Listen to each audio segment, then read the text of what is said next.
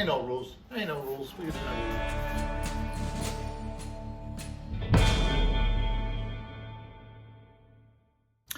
Hey, thanks for tuning in. My name's Mike, and we are going to do another project today. But for those of you that have not seen any of my other videos or anything, let me just kind of give you a breakdown of what the channel's about real quick. I'm a car guy. I've always been a car guy. I love to go to garage sales and flea market finds, that type of stuff.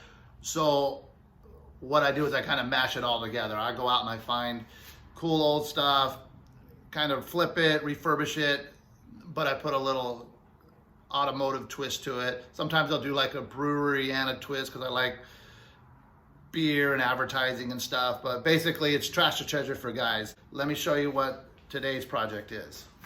I picked up this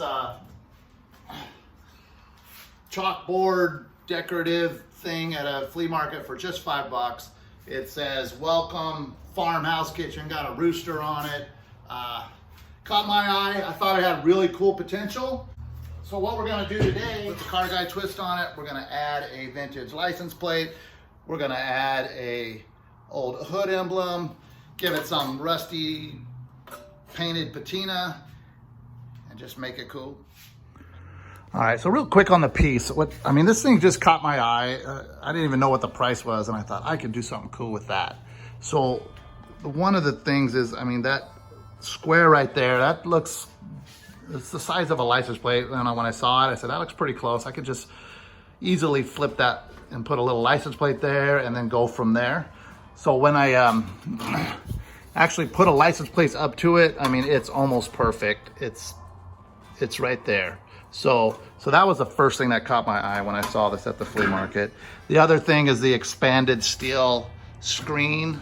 That's industrial, that's automotive vintage styling. So that's cool. It's got this, I don't know, it's just a really simple, easy flip project. So I'm super stoked about it. And then I wasn't quite sure how I was gonna embellish it a little bit more, but I knew I probably would put some type of ornamental hood emblem or maybe some old wrenches or something. Then I pulled up this, I believe this is an early 50s Chevy car hood emblem. I'm not positive, but that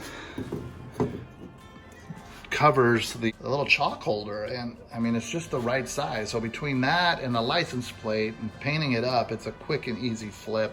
I'm gonna paint this thing. I think what I'm gonna do is look at the stock colors of that era of Chevrolet and maybe go with that type of color. Recall maybe blues. There were some blues out there. Anyway, I'm gonna look at some old vintage photos, look at some factory colors from early 50 Chevrolets, and that's the color we're gonna paint this thing. The texture is already there as well. We'll go ahead and put an undercoat on it and then go over it with a color that maybe the cars were painted during that era, and then take some of it off to give it a patina look and really flip this thing. So let's look at some colors.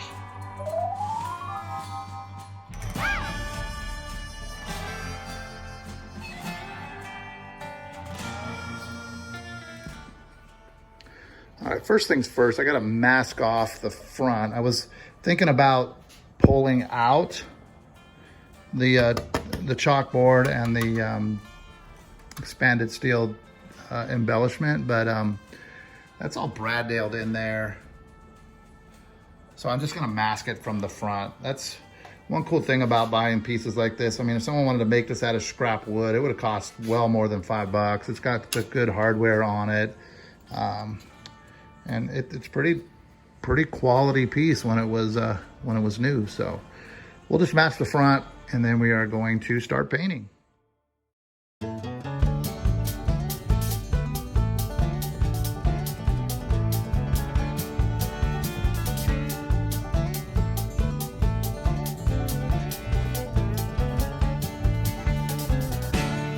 First is I'm going to use this rusty metal primer to give it the rusty metal look, obviously, underneath. But what I'm also going to do is, as I do a coat of rusty metal Then I'm gonna tint it a little bit with this acrylic black paint to give it a little darker rusty metal. And I'll probably do that 2 or 3 times. So I have 3 to 4 shades of rusty metal as the base coat.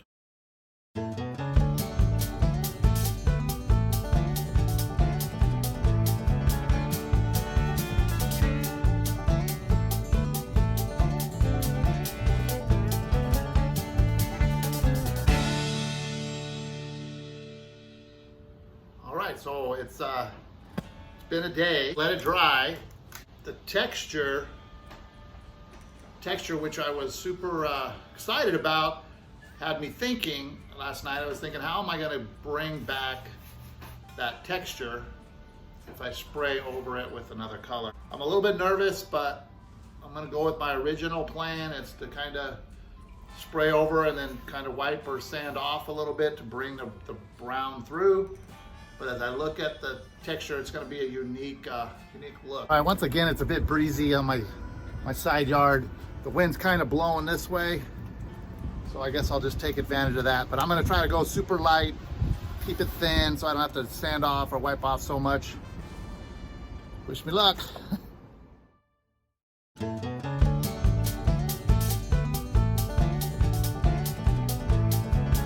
right, so let's see what that texture, how that comes out. I'm just going to do a little bit with the sandpaper. Maybe I'll get the buzz sander out. So I'm curious to see how much of that red comes through. Or is it going to go all the way down to the white?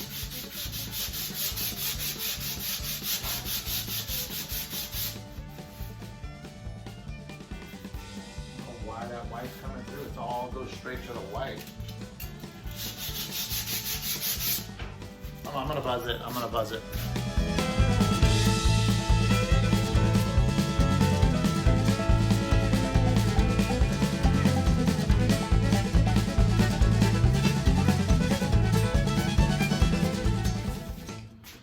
Well, that's not what I expected. Well, it kind of is, because I was a little bit worried about the texture and how I was gonna wipe off. It's kind of like the reverse of adding texture. Not really what I was looking for. Most of that rust brown color, I mean, there's a little bit in there, but it seemed like I did that whole step and didn't get much of that out.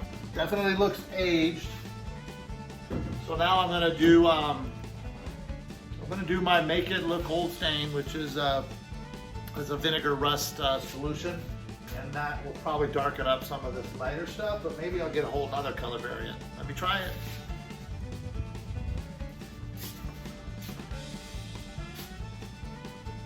So this is basically vinegar with like steel wool in it, solution.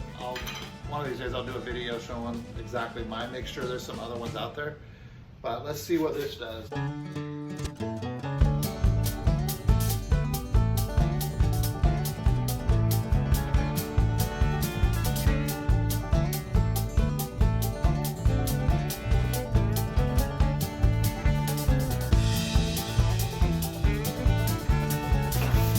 Yeah.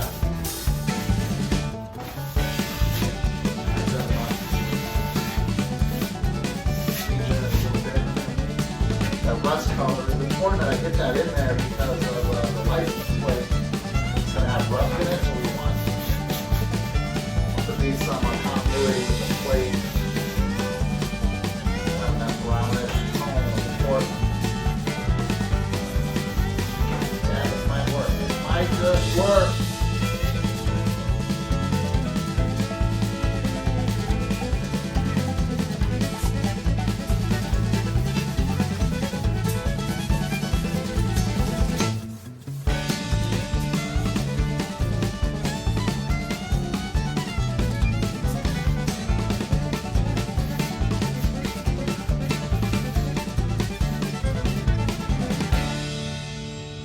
Digging it. Tone it down a little bit. Ain't no rules. Ain't no rules. We can do whatever we want.